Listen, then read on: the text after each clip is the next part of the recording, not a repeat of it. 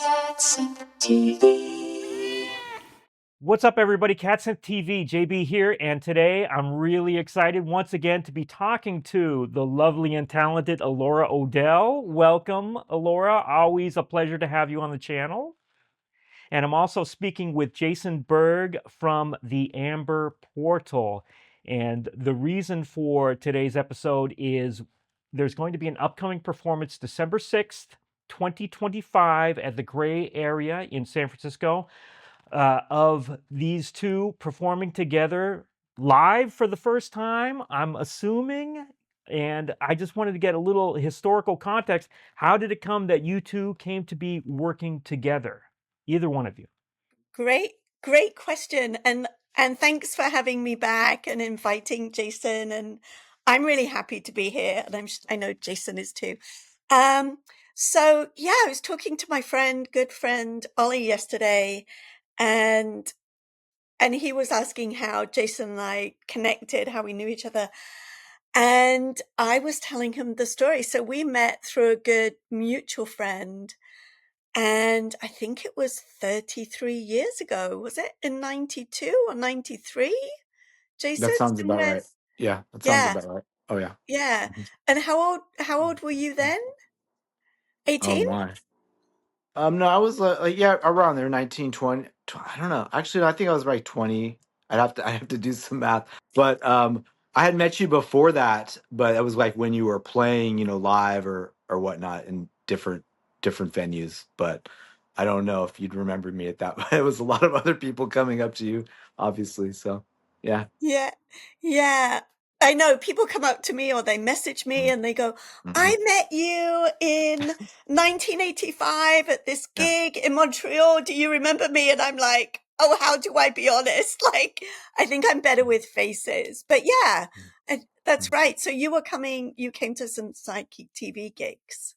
Yeah, and also some of your other shows that were just, a few with Leary and when you would do some tape things and whatnot. And then even after that, up when you moved to the city, you did, I think, a solo performance. I forget which venue that was, but that was just you solo doing some tapes, I believe. Um, Oh, it's so yeah, funny. I can't remember doing a yeah. solo gig. Oh my gosh. Yeah, you I, did. Yeah, I remember this. oh, And then it was quite interesting because I didn't know what to expect. But yeah, you were doing a lot of the tapes and different loops. And there was also, I think you were working, there was some visual performance as well, some video and things. And, yeah, uh, that would have been yeah, with Andy and Dave, correct. like Correct. hyperdelic video. Yep, Yeah. correct. Yeah. And then I don't think you came because it was an after party, and I think it was just for Yeah. the people who were Mhm, there. But me and Shebi Sabah, who was a San mhm, Francisco based DJ who was originally from Algeria, he would describe himself. I think he passed away as an Arab Jew who lived in Paris, ended up in Algeria, Paris from Algeria after that whole thing happened in Algeria. And he was a DJ there for many years. And we had met Serge and I, who went under the name Shebi Sabah, when we came over to the States, Jen and I, before we moved here, and Serge and I connected, and we're like, his family, we're like one big family. But we worked together, and he invited me to play DJ at the Peter Gabriel after party in nice. San Francisco. I'm guessing that was 93, Mm, 94, but mm, yeah, because it was a closed venue. I don't think you were there. So yeah, Jason and yeah, I yeah, go back at least 30 years. So, mm, and then we've talked over the years about collaborating, and we've been working on a project for several years now, but it got delayed because of COVID. mm. Do you want to say more about that, Jason? Oh, yeah, and just trying to find some a niche and a new sound that is worthy of releasing and having living up to the standard of like that Alora's used to, and having something new, some new sounds, and something to be exciting. So we've been working on those things and have a good amount of material. I hope to consolidate in the near future to put something together. We can go from there. And but this chance for the new upcoming show has given us a chance to revisit that and kind of hone our sound more and see what direction we want to go to. And last we've gotten together to practice a few times here, and it's given us a good amount of insight, I think, in the direction we want to go, which is exciting. You know. Well, to follow up on that, if I may, Jason, Yeah. Please. Alaura has mentioned, Mhm. she was in a popular band at one time. She was Oh yeah. in Psychic TV for many years, Mm. perhaps one of the most important members in certain people's opinions, mine included. But w- many in the audience may not be as familiar with your music. How long have you been doing your own music? What was it that inspired you to start creating music? It's a kind of a difficult question, honestly, just other than other bands in my life at the time that were extremely inspirational that got me thinking, me and my friends thinking. And, I already had some gear at the time when I was just, had a school band background and just classical training. But then going out and getting our first samplers and things like that really was a impetus for us to uh, continue and make other creative sounds, even if they were kind of derivative at the time, maybe of different bands and influences. But then eventually, I just started making my own sounds, and going back to the early 90s, late 80s, I began doing music. And we actually, for just briefly, started up doing cut up method and different tape loops for bands that were local in our area. And so we would play tape loops for them in between their sets and stuff. And a lot of the band members would be like, turn it down. We were all kids, so, but it was an experiment and it was really exciting for us. And then I moved on to just do my own music over the years. And I'm working now on my fifth and sixth studio album, and more, hopefully, and we'll see where that takes us. But yeah, I've collected gear over the years and just accumulated different ideas, um, and also hardware, software, and trying to do some new creative things. And it's fantastic music that you've created. Again, for anyone in the viewing audience who is not familiar with the music that you do, once again, the name that you operate under is the Amber Portal. And there is music available on Bandcamp, and there are some tracks up on YouTube as well. And I highly, highly recommend people go out and check this stuff out because we've been digging it over the past couple weeks since we started talking about doing this interview, and it's just amazing stuff. And I'm really looking forward to this performance. So, Alaura, as you mentioned, perhaps in passing, there's been a bit of a gap there between your public performances. How has your music evolved in the brief time period since the last time you were on stage? Oh, that's interesting. Yeah, I'm trying to think how to put that into words. Well, something it might seem small, but it was super exciting to me, which is um, so when I performed with Psychic TV after I'm guessing this is an approximation now. After a year or so from when I first collaborated with Psychic TV and became part of that collective. So I'm on the first album, just doing a couple of vocals, and then got more involved with the second album. So Force the Hand of Chance and Dreams Less Sweet. So after a couple of years of doing vocals and doing some percussion, playing the vibraphones and hand drums, I got into mixing sound, creating soundscapes. So I did that with cassette tapes, and I had a customized flight case with 6 cassette decks, a 6-channel mixer, and a DI box. And I never used headphones. So I had like 300 cassette tapes and kind of knew what was on them and didn't even line them up because I didn't have headphones, but I almost memorized. And anyway, that flight case with all the cassette decks kind of went missing for like 20-25 years. But my friend and gallerist, so he has my archive, Matt Wobensmith, he managed to track down the flight case. And I think he tried plugging it in, but it was like, wires and sparks and bleeps. And it was like, oh no, this is dangerous. But he did find two of my original, yeah, like, oh, wouldn't it be great to use that? But he found two of the original Please. cassette tapes that I used, repeatedly on recordings, but also live. So, rather than go through the expense of getting another flight case right now and, doing new cassette, well, I could probably use the old one, but new cassette decks. I feel like what I was saying to Jason, we were rehearsing just a couple of days ago, like, I'm a visual person, but when it comes to music, I'm so audio. Like, I love to hear about ideas, and you have to talk about ideas. But then I'm like, okay, let's see what this sounds like.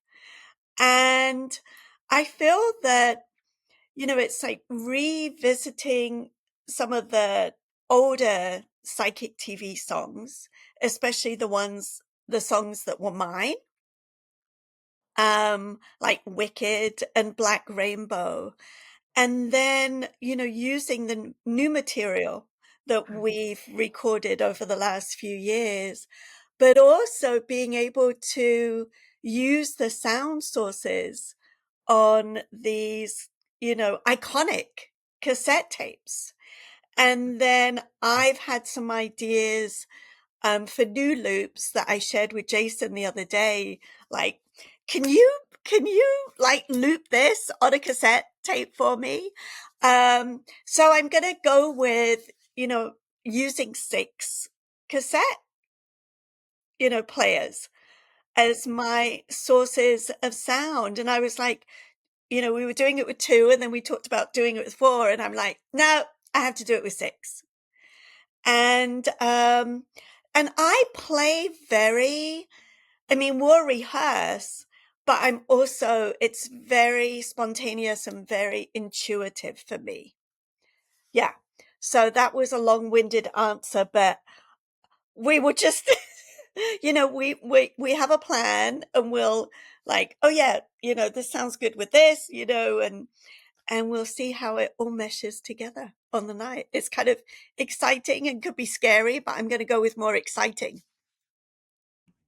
It certainly is exciting, and I think the anticipation is very much growing, and the fact that you're going to be doing the live mixing, which is one of the things that I always found most fascinating about the live psychic TV. From when did that really start? Kind of the live mixing was always a part of it, but at least you doing it started in the late 80s through the 90s, right? When you moved over to do that, and you did such a fantastic job. Thank you. Thank you. I really appreciate that. Yeah, I feel like it was more the mid 80s, early to mid 80s that I started moving into doing that. And when people have said to me that after I left Psychic TV, to them, especially the live shows didn't sound the same, because I I used those soundscapes as almost like an instrument. So I would go on the stage first and then create this sound. And then the band would come on, Psychic TV, and there'd be a set list. And I would continue with that wall of sound and using loops through the tracks and the songs stroke tracks. And then the gap between the songs, I'm creating this wall of sound. And then we would finish up with my wall of sound and all these different loops, etc. So yeah. And the last person that I worked with live. Jason mentioned Timothy Leary. I, did soundscapes behind Tim's lectures. Yeah. So, and we were talking about if I was going to do vocals live, and I just, at this gig, and I said to Jason, Please, I have to be honest with you, doing vocals live, it's not my favorite thing, but we might surprise you on the night. come on, you got to give us a loves ya or something like that. You know what I mean? You got to give us one, just one, Just one. And you might have hit it right on the nose there with Love Share. All We have a right, plan. all right. Yeah. Beautiful. Can't wait for it. Well, you mentioned that you're going to be using the cassettes live. Jason, we got a bunch of gearheads out in the audience. As you know, the channel is called CatSynth, and we kind of specialize in synthesizers and so forth. Do you have any gear that you're going to be using? You want to share with us some of that? Yeah, I'm trying to keep things somewhat simple for the show, but it's so tempting to just bring all of your stuff and continue to be creative. I'm still figuring out which synths I'll be bringing, but in a lot of our tracks we have a multitude of retro gear of mostly Roland origin and different analog varieties of different things. But I'm also really into plugins and things like this, and I'm going to be experimenting with the new GRM tools plugin that's been released. It's Altier, I believe it's the name, from the French school, which has really got its music roots in music concrete and different origins of electronic music. So it's going to be, they have some amazing products that allow some real-time manipulation. So it's not just like a set it and forget it plugins, but they can manipulate sounds in a variety of different creative ways. And that one just got released just this past week, I believe. And I've been a fan of theirs for years. They're one of the first plugin suite that's been released like in the early 90s, and they have some amazing tools. I'm not sure if you're familiar with them, but they just That's have Amanda's specialty. She'll know that stuff. there Yeah. you go. And no, I'm just really excited about that, but also utilizing some live mixing techniques like we discussed, and just different other surprises we'll see, like Laura was alluding to, that keeping things some spontaneity in there, it can be really key to a great performance. So I'm looking forward to it all. Yeah. It's going to be a fantastic event. And so let's talk about the event itself. It is coming up on December 6th, 2025. We want to make sure everyone knows the year because this video is going to be up for eternity, hopefully. But who curated the event? What's the theme of the event? What's the name of the event, if we may? Some of the other acts on the bill? Yeah, I think it's pronounced Katabatik. They've been around. Actually, Jason has connected with them in the past. They've been around for 25 years. And Mara, who's involved, who's also a musician, I met her when I met you, Jason. Wow. At that, actually, the other Jason, CatSynth Jason, Okay. at Oh, the okay. yeah, I know there's two Jasons here. Thank you. When I met you, yeah, I know, sorry. When I met you and Amanda at that Veil event in San Francisco. So when I was invited to come down and be part of that, the guy who invited me, Brian, said, he's like, I really feel like it's important that you are there that night because of all your involvement with Veil and research magazines. And I just said, I'd love to come down, but I really need somewhere to stay. I have to stay overnight. I'm not good at driving at night. So anyway, he put me in touch with a friend of his, a lovely young lady, Mara. And she was able to put me up in a studio at her parents' house in San Francisco. And anyway, she called me up, reached out to me I'm guessing about 3 months ago now, saying, oh, we've got this event coming up. It's our 25th anniversary.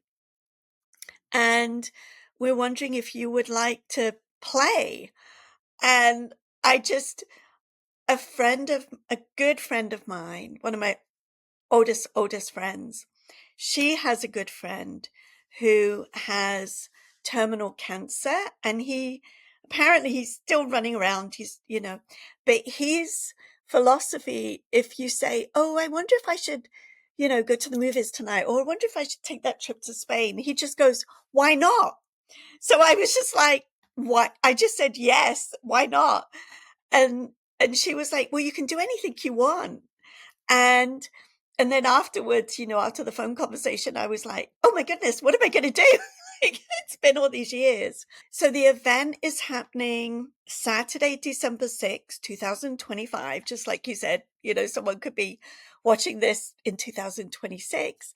And it's at the Gray area on the Mission in San Francisco, where I was 3 or 4 years ago when a friend, Vicky Bennett, came over from England and performed there. So I'm somewhat familiar. And I was excited to see that Jonah Sharp's Space Time Continuum is also on the bill. And I met Jonah and his wife, who was his girlfriend. They just got together when I met them at Timothy Leary's house in 92. So it feels like coming full circle. And a few weeks ago when I was in the city, I met up with my friend Ollie, and then I texted Jonah, who I hadn't seen since pre-pandemic, like, hey, we're on the same bill. Are you home? So then I dropped round to Jonah's, and it was brilliant. So I think there's some great people on the bill. Jason, do you want to add more? Jason Berg, do you want to add more to your connection with the collective that have invited us to play? Yeah, I'm really happy and honored that we've been invited to play.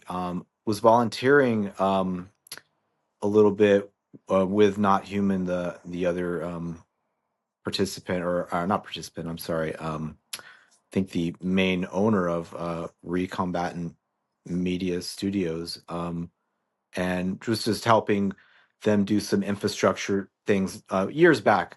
But they have been a place and a forum for helping to facilitate electronic and experimental musicians in general for quite a while, which is pretty amazing.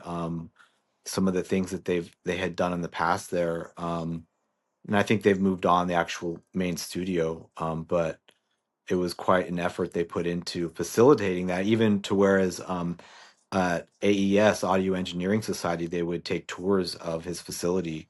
But that's my connection with them in that respect. But I'm not honestly too familiar with some of the other acts that are playing on the same bill, but I've been wanting to check some of them out. So I'm excited to do that. Definitely familiar with Space Time Continuum, one of my favorite bands from the past. Even saw them live in the '90s with Terrence McKenna, doing their live show, which was totally brilliant and amazing.